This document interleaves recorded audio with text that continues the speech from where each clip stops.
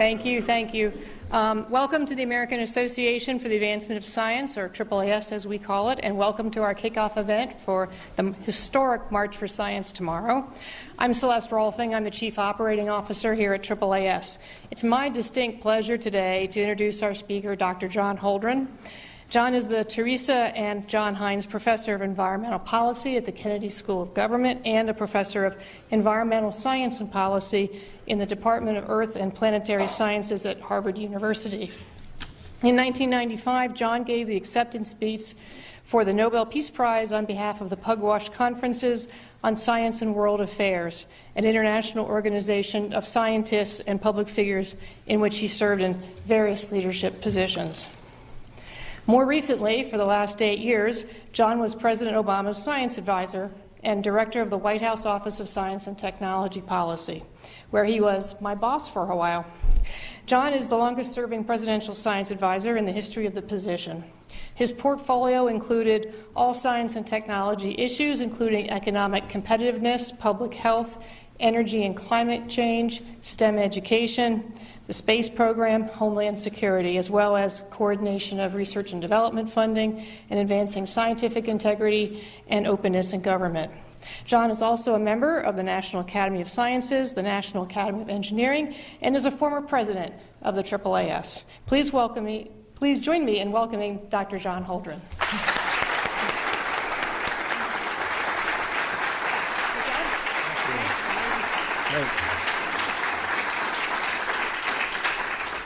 Well, thank you very much. Great pleasure to be back in this room where I gave a number of speeches in my official capacity. They were necessarily somewhat more restrained than today's remarks will be.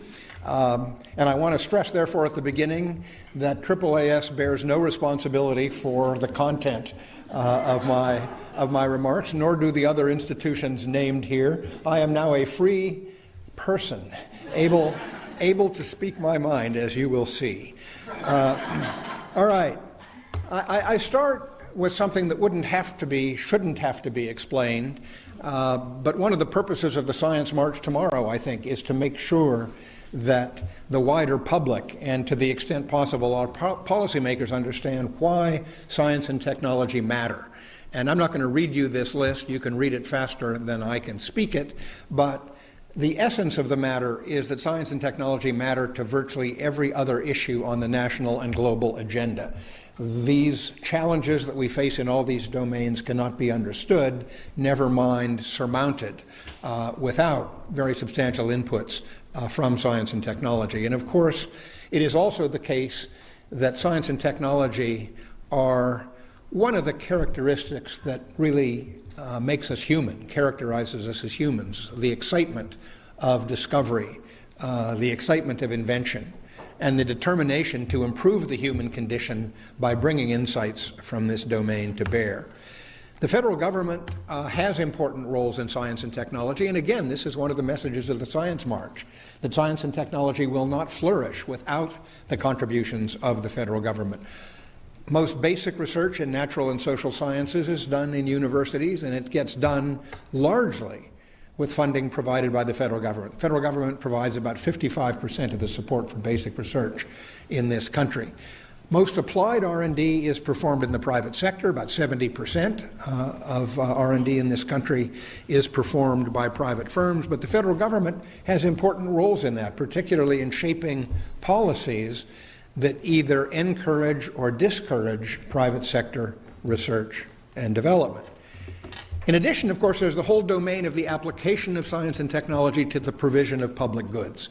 And this is, again, a domain, because they are public goods, where the government has the fundamental primary responsibility. National and homeland security, public health, environmental protection, those are public goods, and it's a public responsibility to see that they are provided, and they cannot be adequately provided, again, without major contributions from science and technology. In addition, there is STEM education, science, technology, engineering, and math education at the K through 12 level. Of course, that is part of the overall education responsibility that in this country resides mainly with states and local school boards. But the fact is that federal programs and incentives around STEM education play an important supporting role, in addition Federally orchestrated corporate and philanthropic partnerships with states and school districts to lift up STEM education are becoming ever more important. This was a major priority in the Obama administration. President Obama said early in his administration to his cabinet, I think one of the most single important things we can do to improve the future of our country is to lift our game in STEM education. And he gave instructions to the various people in his administration with leverage in that domain that he wanted it done. Policy for science and technology in the federal government, of course, is a shared responsibility. It's not just the White House. It's a shared responsibility of the executive branch with many departments, agencies, and offices that have responsibilities related to science and technology, and, of course, the Congress.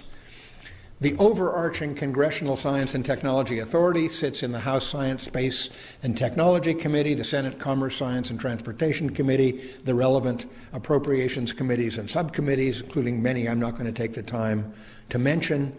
But again, a number of them are listed here.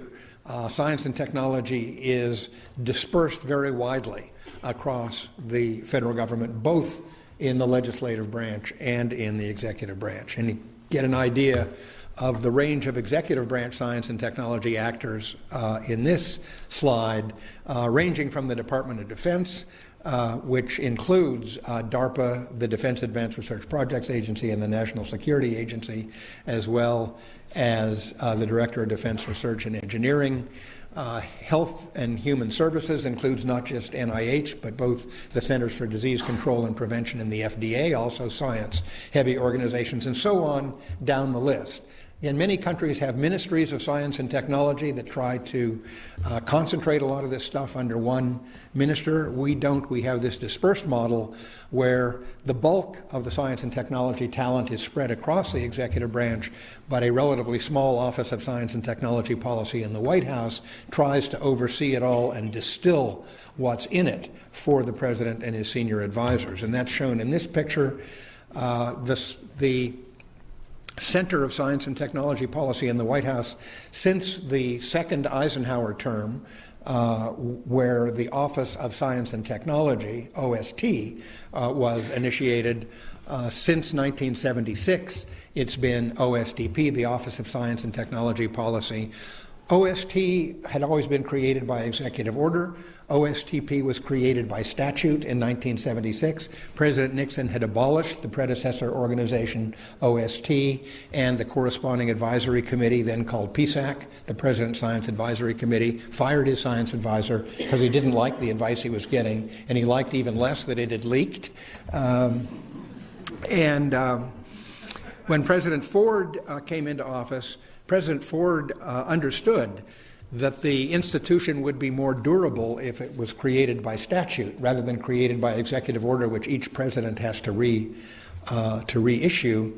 And President Ford got his colleagues in the Congress to pass the statute that created OSTP. And that is why, by the way, the OSTP director has to be Senate confirmed, because the office is created by statute, and the statute specifies that the director is a Senate confirmed position, and as many as 4 associate directors are Senate confirmed, at least one of which is in the room. Dr. Rosina Beerbaum was the Senate confirmed associate director for environment in the Clinton second term. The OSTP works very closely with other entities in the White House, as well as with the departments and agencies across the federal government that I've already mentioned, particularly closely with the entities in this great circle, semicircle on the slide.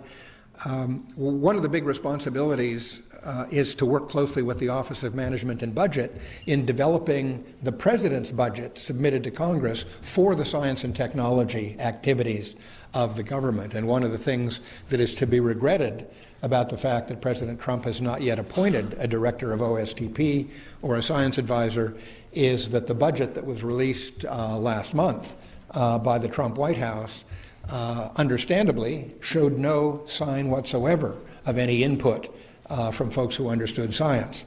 There was nobody there in the top positions to work with the director of OMB in developing that budget. OSTP basically has 3 responsibilities The first two are science and technology for policy and policy for science and technology. That distinction was invented by the late, great Harvey Brooks, the godfather of scholarly studies of science and technology policy.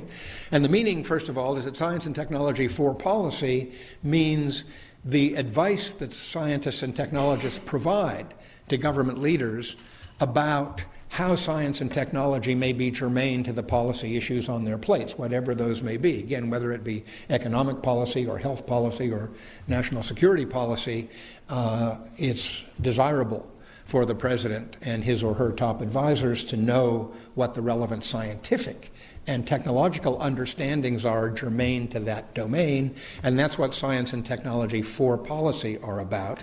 The other side, policy for science and technology, includes the point I just made about working with the Office of Management and Budget and the departments and agencies and other White House offices on the R&D budgets and policies related to the R&D budgets.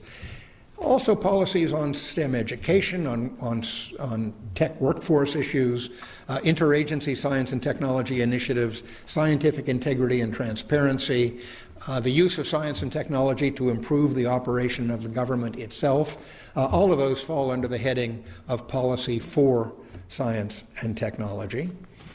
And the third function is to serve as the president's emissaries in the science and technology space, representing the president on science and technology issues with the other White House officials, with all the executive branch agencies that have science and technology roles, with the Congress, with the non-governmental science and technology community, both nationally and internationally, and foreign government officials who have responsibilities for science and technology policy in their countries.